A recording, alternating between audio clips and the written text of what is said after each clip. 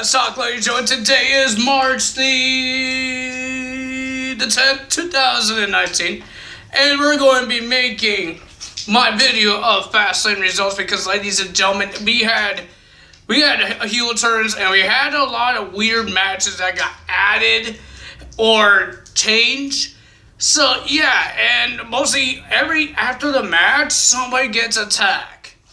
So first things first, let's talk about the pre-show. Ladies and gentlemen, there was no Andrade Cien Almas versus Rey Mysterio because that's one of the matches that got changed.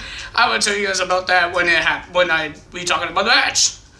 So first match we had was the New Day. There was no Kofi because the McMahons wanted to talk to Kofi, so he couldn't go to the same go with them to accompany Big E and Xavier Woods to their match against Rusev and Shinsuke Nakamura. And this match was a pretty decent match. It was decent, but the winner of that match was the New Day, Big E and Xavier Woods, beating Shinsuke and Rusev. Are they actually a team? I meant Rusev and Shinsuke.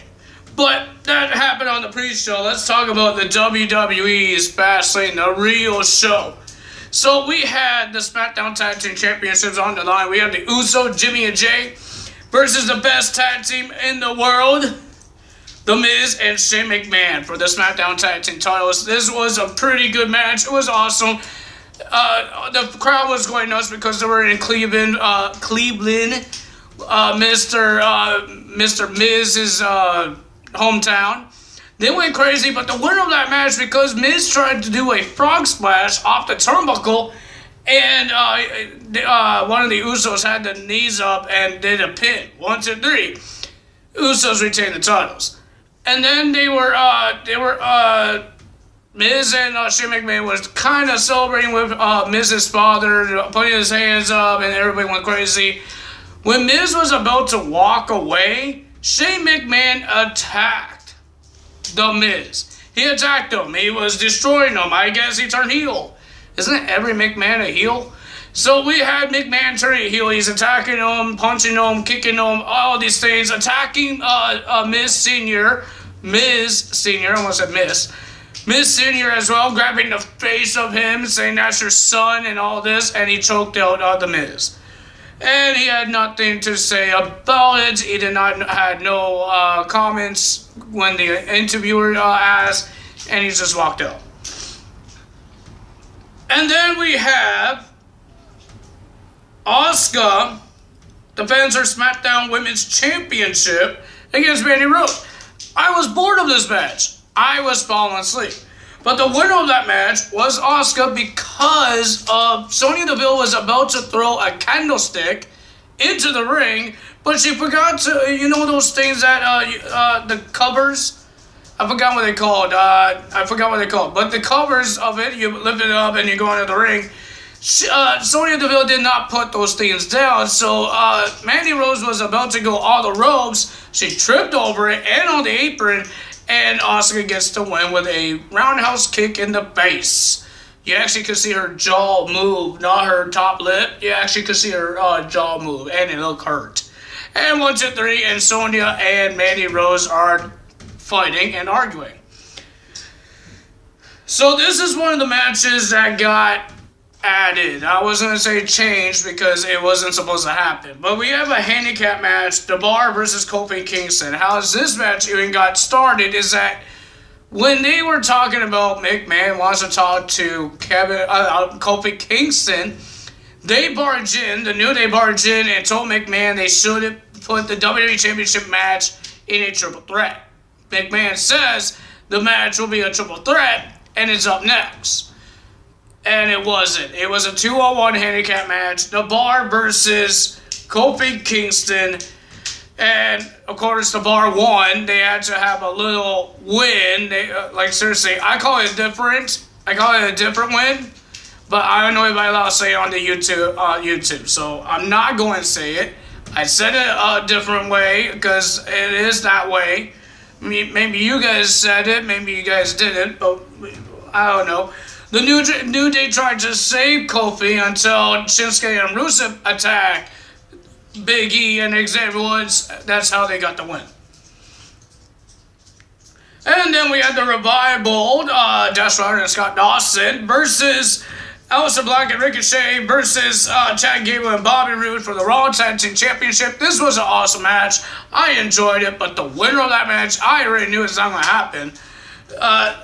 Wasn't going to happen. No title change. The Revival won the match by doing a Shatter Machine onto Chad Gable. What is my dog doing behind me? And they did the Shatter Machines on Chad Gable. He got the win. And everybody just got attacked. Bobby Roode was attacking everybody. Aleister Black was doing Black Mass. And then we saw at 6:30, I think, onto one of the Revival guys from Ricochet. It was crazy. And then we had Samoa Joe defending his United States Championship match. This is the Andrade Cien Almas match. Was supposed to be in a kickoff show to versus Rey Mysterio, but it turned into a fatal 4-way United States Championship match, a rematch from SmackDown Live, how Joe won the United States title. Samoa Joe versus Andrade with Zelina Vega versus R-Truth with Carmella and Rey Mysterio. And of course, this was an amazing match. I enjoyed it. Even R-Truth did so great. He even did the 5 Stomp and Knuckle. I thought Rey Mysterio might be a Grand Slam champion, but he's not. The winner of that match was Samoa Joe, and he retains. He's going to WrestleMania. Ladies and gentlemen, we have the Boss and Hug Connection defending the Women's Tag Team Championship for the first defense against Nia and Tamina. And the winner of that match was the Hug and Boss Connection, and they got attacked after the match. And ladies and gentlemen, a former women's champion, whatever you want to call it, and a Hall of Famer, Beth Phoenix, got in the face of Tamina and punched her in the face, and then she got attacked, and Natalya, her best friend, Natalya, if you guys don't know the Divas of Doom, that was Beth Phoenix and Natalya. They were a team, but there was no women's tag team. In WWE, I'm just looking at my dog. My dog is licking things. I don't know what she's doing. But so all that happened, and Natalya got beat up as well, because it was just 1-on-2. Everybody's just getting beat up.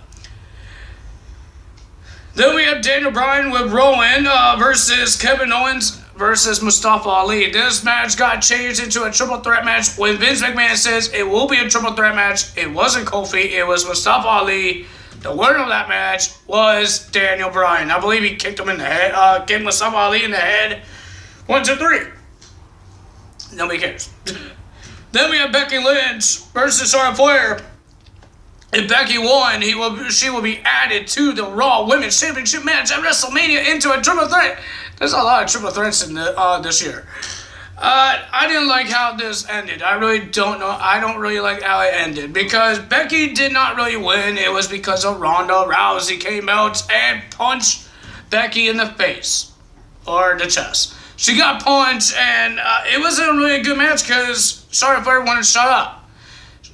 The whole match, she wouldn't shut up. Hey, come on, Becky, just shut up and fight.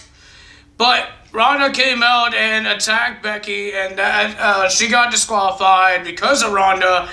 Everybody is happy about it. That it's going to be a triple threat match for the Raw Women's Championship match at WrestleMania. But I didn't like it because I wish that Becky actually did the disarm and ripped that arm off onto Charlotte Flair, but no, it didn't happen like that.